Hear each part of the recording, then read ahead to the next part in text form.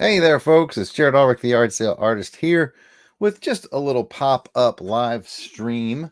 It's a mail call episode, so I've got some stuff in the mail, and I know you're excited to go through it with me. So what could Jarrod have in this box? It's a mystery for the ages. Let's find out. Okay. I think I know what's in here. I ordered it a little while ago off of eBay, and I'm going to switch cameras for you.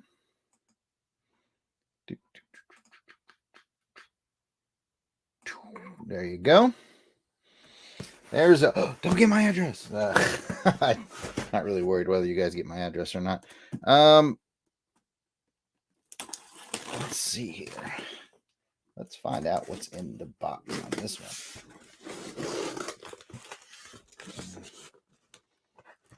Yeah. All right. Hope you guys are having a good Wednesday. We got recording tonight for the Longbox crew. In fact, we're going to be recording a James Bond episode tonight on the Longbox crew. So that'll be fun. And this is, as you might have seen in the title, should be a box of James Bond goodies. It's called 007 Style. So let's find out what I ordered. I ordered a bundle of James Bond stuff. Okay. It was like just a bunch of different James Bond stuff. And it's like $20 or $25 or something like that. And I was like, the last thing I need is more James Bond stuff. But hey, I went ahead and ordered it anyways. Because that's what I do as a James Bond fan. That is what I do. So let's find out. All right. Well, I can already see something that's exciting. I see a VHS tape wrapped in some bubble wrap. There you go. Octopussy on VHS. MGMUA edition. I particularly like this versions with the little gold top, because they always came with a Pink Panther cartoon, because MGMUA used to release a cartoon at the beginning of the feature, and they kind of brought that back with this VHS release series of Bond. These are the ones that I distinctly remember, like my brother and I would pick up at the PX when we lived in Germany. So I'm guessing these were the ones that were out in the late 80s, because that's when we lived there. So we got Octopussy. Oh, I've got the gold label to match the gold trim. And again, I always liked them because they had the Pink Panther episodes on the same cassette. So that is item one. We got some packaging material. Okay. Item two, some more VHS, because, I was running low. I've got For Your Eyes Only, another Roger Moore classic. This one's from a later series. Like I said, I'm pretty sure these are from the late 80s. These I remember kind of being this might be the last run of Bonds on VHS before DVD. Although there was a Bond set that was specifically in widescreen VHS, because I remember buying those too. I bought Bond on so many different formats. So yeah, there you have For Your Eyes Only. And I suppose I could see what the release date is. Maybe. Let me take a look. Let's see here. This one, this is a 1996 version. Like I said, very, very, very close to the DVD release when DVDs start coming out in mass. This one, like I said, I think should be late 80s. Yep. This one's from 1988. So, two of those. Time to get rid of some more. Ooh, I'm thinking, I'm seeing. Let's go with, check it out. An action figure, a Dr. No from the exclusive premiere series. These, I want to say, came out, oh gosh, right around 2000, maybe 1997. And I had these. I remember buying them at Toys R Us, and I still have a bunch of them. I can't remember if I still have Dr. No or not. He might get added to my collection, and in my collection too. I take them out. I take them out of the packaging, and I have them displayed on a shelf out in my living room. So if I don't already have Dr. No, he'll be joining on that shelf. If I do, well, we'll have to see what happens with this guy. The VHS tapes, I just collect James Bond VHS. Like every time I see a James Bond VHS at yard sale or Goodwill, I pick it up just because I want to see how many of each movie I can eventually find. I know it's dumb, but that's what I do. And yeah, the figures. That's something that like I said, it's either going to go on display if I don't have it, or I'll probably put it in my gift closet, maybe for one of the fellas, or maybe we'll use it as a giveaway on the podcast. You never know. You never know. Let's see. Next up, let's do some more VHS. Thunderball. Again, the gold version, which usually means it has a cartoon, but this one doesn't say it has a cartoon, which makes me sad. I thought all the gold label ones had a cartoon on them, but I guess I was wrong on this one. But yeah, this is definitely from the 1988 series. It should have the gold label. Oh, it has a silver label on that one. Or is it just faded gold? Hard to say. Hard to say.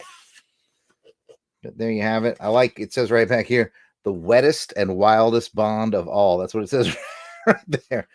The wettest and wildest Bond of all. Make your own joke with that information. All right. What else is in my bundle of Bond? Again, like I said, I bought this whole box for like $20 on eBay, and it's just a bunch of different stuff. Okay. Here we have a Diamonds Are Forever. It looks like it's still sealed, but it's not. It just has the slit cut open at the bottom. So here we have Diamonds Are Forever. This version also looks like a kind of a later 90s version. Let's see. Early 90s. This isn't the early 90s version. Okay, yeah. This is the 1993 run.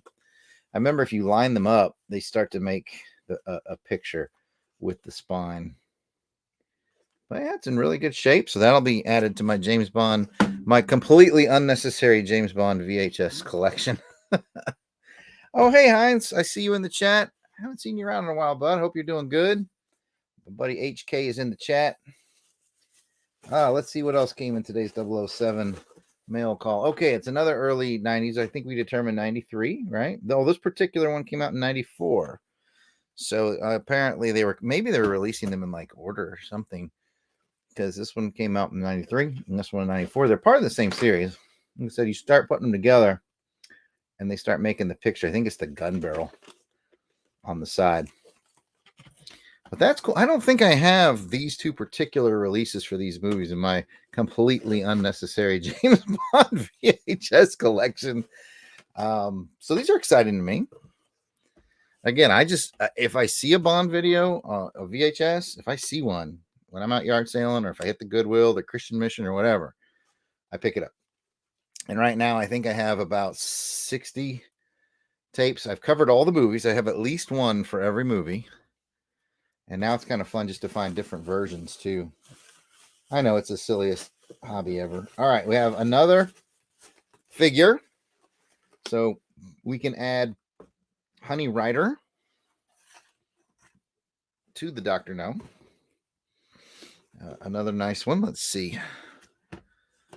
This was originally from Toys R Us, and its shelf cost was $9.99. I do remember buying some of this particular series from Toys R Us back in the late 90s. Yeah, this is 1997. So, yeah, I think I was finding them as late as about 99. I feel like I was buying them in 99. It's got a cool little Velcro opening. And there you have it. Honey Rider. She's kind of bulky. I mean, this is back in the days where they were getting, well, this is right when figures were getting really precise, with like Todd McFarlane getting in the figure business and really adding precision detail to figures. So she's a little bulky. She looks like she might have played fullback for the Rams. But I think it's still really cool. I don't know, why does she have white shorts? I guess she's being bashful. So anyway, so we're up. So far we've got two Dr. No figures, and looks like 5 video cassettes. I'll review those in a second. I want to get to the final items here. Okay, check this out. This one makes me very, very happy. This one should make Pat Sampson very, very happy, because I already have a copy of this. We just released re-released. We recorded a Rogue Agents episode for this on Her Majesty's Secret podcast channel. We talked specifically about this James Bond Super Special by Marvel. And then that was a while ago because we re-released the stuff that we do on our Majesty's Secret podcast on the Longbox Crusade as well. So not too long ago, within the last month, within the last couple of weeks, we re-released the Octopussy episode where we talk specifically about this Marvel Super Special. Marvel Super Specials are so cool. These are magazine-sized comics. Marvel Super Special was around really from the late 70s into the late 80s, I want to say. And they might have made it into the 90s, but they're always these larger size, magazine size one shots. You know, they're almost always an adaptation.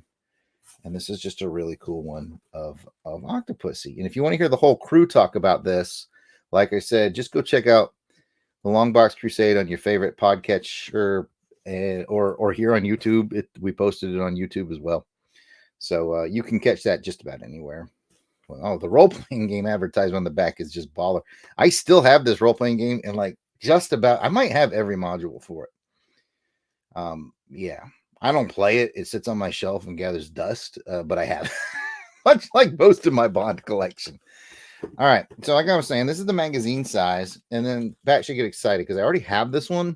This is a nice shape too, but I already texted Pat and I said, "Hey man, do you actually have the magazine size one?" He said he didn't, so I'll probably send that to my buddy Pat at the Longbox Crusade. Also in there is For Your Eyes Only, the regular size. Okay, so there's your comparison. There's your comparison. Well, let me move this box a little bit so we can zoom out just a little bit. There we go. I think there's one more item in the box. In fact, it's the item I'm kind of most excited about. There's your size comparison between the magazine size and the regular size comic book. So this is clearly slightly larger. For Your Eyes Only, man, this is a comic book that my brother Jason and I definitely had as kids. I still have it. It's actually a two-parter. This is number one, and then it's a two issue series to do the whole story. In fact, one of the very early Longbox Crusade episodes we ever did, I'm pretty sure it was Jason's first appearance on the Longbox Crusade. We did issue 2 of For Your Eyes Only, the comic adaptation. And they also took 1 and 2 and did them in a super special. So you can get the magazine size that has the complete For Your Eyes Only as well, like Octopussy, or you get them a regular size, but they take 2 issues.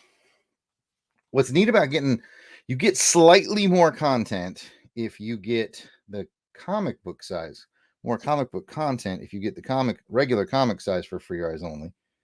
Because I remember when you get issue 2, which I don't have here, it starts with a recap page that's not in the magazine size. So there's like one extra page of art with a little recap in it in issue 2, which I don't have here. But that's just a little fun Bond trivia for you. If you get the For Your Eyes Only with 1 and 2 in the regular comic size, you get 1 extra page of content. Now I need to go look in my magazine size because I have For Your Eyes Only in the magazine size as well. That one might have more backup content. I don't know. I have to check. But like for example, Octopussy here. After the main story is over, this art is really good, by the way. There's backup content. It's like a press packet, really, just kind of talking about who's in the movie and things like that. And that's kind of cool. So we've got the magazine size Octopussy. We've got For Your Eyes Only number 1. We've got the 2 action figures from Dr. No. As far as VHS goes, we ended up with Diamonds Are Forever, Live and Let Die. These are from the early 90s, 93, 94. These are from the late 80s with Thunderball and Octopussy. Those are the late 80s releases with the gold tops. And then one of the very last releases before the DVD sets came out, I do have For Your Eyes Only. So these will get added to my VHS collection. There's, I think, one more thing in the box. Let me grab that.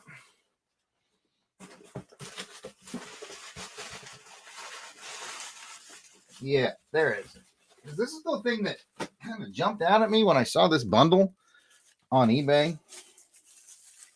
Let me get my scissors. It's because it's wrapped and I don't want to mess it up. Because I didn't know exactly what it was. I'd never seen one before. It's rare that I see something James Bond that I've never seen before. So give me a second to kind of carefully get into this. I don't want to jack it all up. There we go. I think I got it.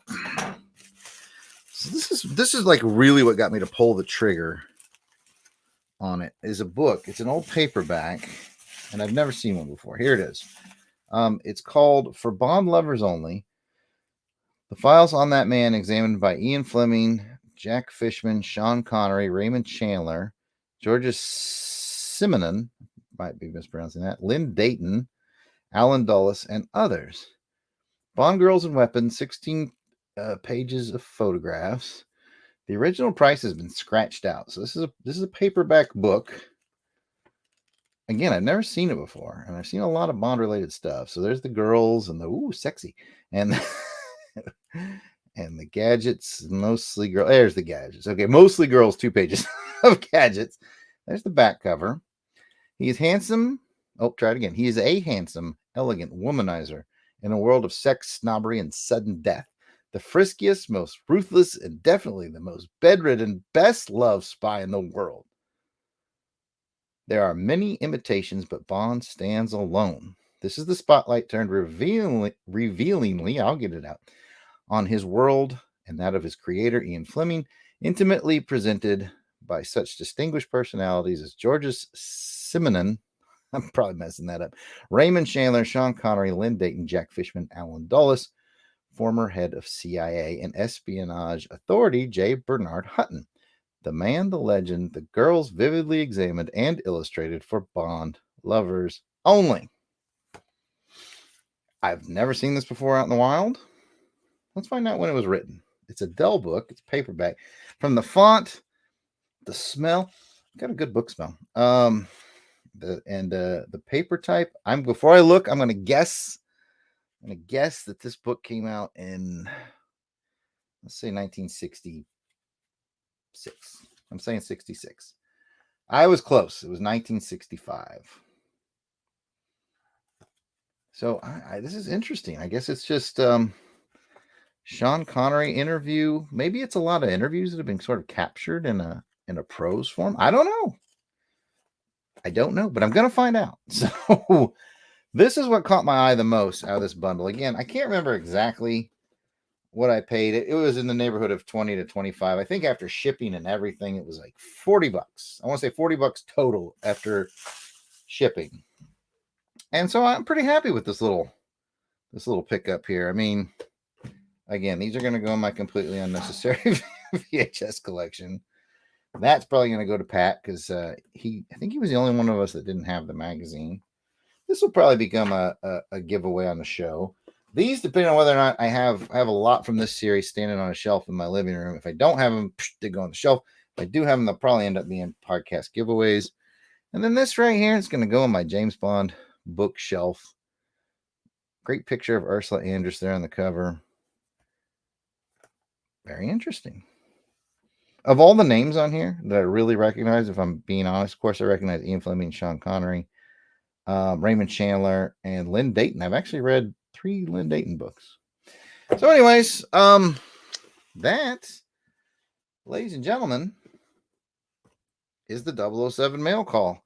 I want to thank Heinz for stopping by and saying hello in the chat. It's always good to see you. I hope you guys have enjoyed this. We are going to be recording another On Her Majesty's Secret Podcast Rogue Agents episode tonight. We're going to be talking about another episode of The Man from U.N.C.L.E. So that's just a quick preview for anybody who stopped by. Get the inside scoop. We have a Man from U.N.C.L.E. episode coming your way very, very soon. In fact, it wouldn't surprise me if it wasn't out by next week. Thanks for stopping by, everybody. I am Jarrod Ulrich, the Yard Sale Artist. This has been Mail Call, just a bonus live stream for the Longbox Crusade. And I will catch everybody later. Bye.